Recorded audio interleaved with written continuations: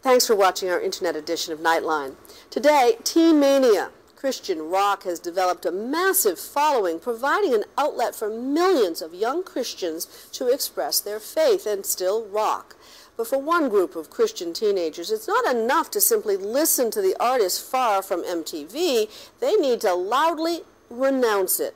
Nightline's Vicki Mabry has the latest installment of our series, Faith Matters. This might look like your typical Friday night concert, but look closely and you'll find that these teens are here proclaiming their faith and devotion to God, not some teen idol. Jesus, we're living for your name. We'll never be ashamed. They're gathering at this San Francisco stadium for a BattleCry concert, part of a movement founded 2 decades ago to prevent young Christians like these from leaving the church.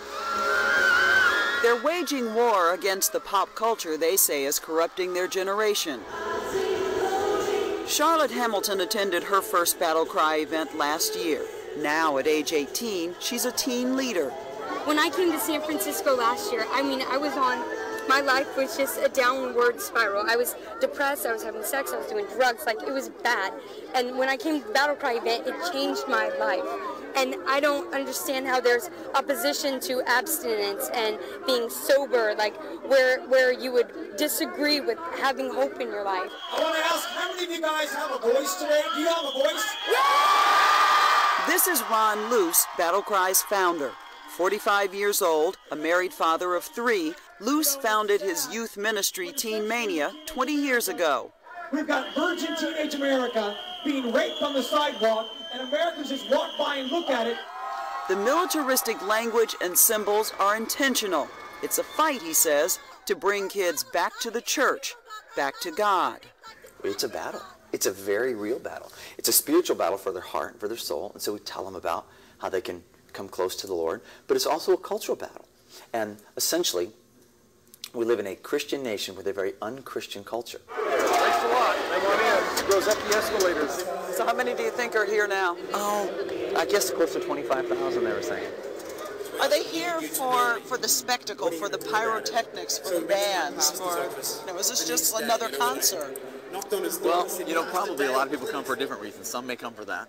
Youth pastors are the ones that bring their groups here. They don't come for just that. They come because they know their kids are hungry. They need truth. They need it in a way that they can understand it. If you didn't know better, you could mistake this for any rock concert, minus the sexy clothes and alcohol. It's about the youth of the nation being who they were born to be. There's plenty of loud music, fireworks, and contemporary self-expression. And there's no other name. There's also praise and prayer. We're not saying that all of you should go out and be like us. We're saying this is who we are. When Luce talks about an un-Christian culture, he makes clear he's on a crusade against all the influences bombarding kids today. Music video world, the movie world, television world, MTV. He tried to talk me into having a threesome with him. 9 sexual scenes an hour. So now we have what I'll call secondhand sex. It's all over in the media, and it's ubiquitous. It's everywhere. We don't even notice it. It's like when you go into a dark room and your eyes, you can't see, but then they adjust. We've sort of gotten used to the dark. We think it's normal like this, and we don't realize what it's doing to our kids. My little sister, when I went home for the weekend not too long ago, she was watching MTV and there was a Pussycat Dolls video on. I can't seem to get you over here to help take this off, baby. And it was a striptease. It was repulsive to see. The media is just cramming garbage down their throat at a velocity. It's absolutely immoral. We have people making money, not caring what they're doing to kids. So along with the prayer and Christian rock, BattleCry is about unbranding, casting away all those negative influences. Drugs, alcohol, sex. At most events, Luce has them write down the names of things they want to purge and symbolically throw them away. Anything you found your identity in besides Christ, any brands, write them all down. Into the bin goes the names of TV shows, video games, CDs, designer labels. Pornography, insecurities. Here's our extra large. He's been criticized for branding them himself with his own line of t-shirts, sweatshirts, CDs, and books. Talk about branding. I walk around here in this stadium and every curve, every counter, you're selling something. Aren't you as big a brander as Madison Avenue? Isn't it great to see all the positive messages, though, out there on those shirts? They're not cheap, though. We know that kids are going to buy stuff. We know they're going to get sold stuff. We're not against that. Everything we sell, at least, is enforcing the commitments they've made to live pure, to live strong, to be wholesome, to be full of life and life-giving people, rather than just into yourself, into your own selfishness, and just living whatever way without consequences. What did you throw out? I threw out sex, I threw out drugs, I threw out depression, I threw out neediness. I mean, the list goes on and on. What they didn't throw out in San Francisco is controversy. The teens do something here they don't do in any other city. They hold a rally on the steps of City Hall. Are y'all armed with the BattleCry? This is, after all, one of the most liberal cities in the country, the place where the mayor broke new ground by performing same-sex marriages.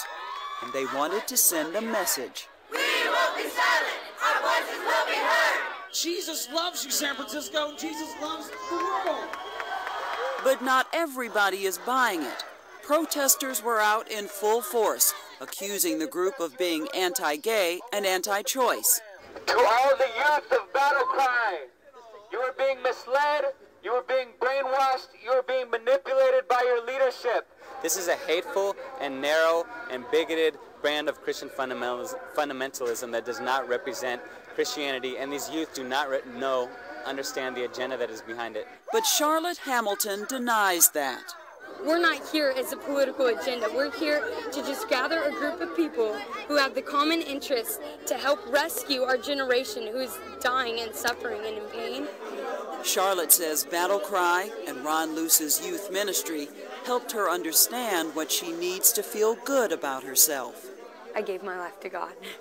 I'd never felt joy, like a true, genuine joy, and just a sense of knowing how I was worthwhile, like I was important to someone. Even if no one on this earth cares about me, God of the universe looks down and says, that's my Charlotte. I love her. I'm Vicki Mabry for Nightline in San Francisco.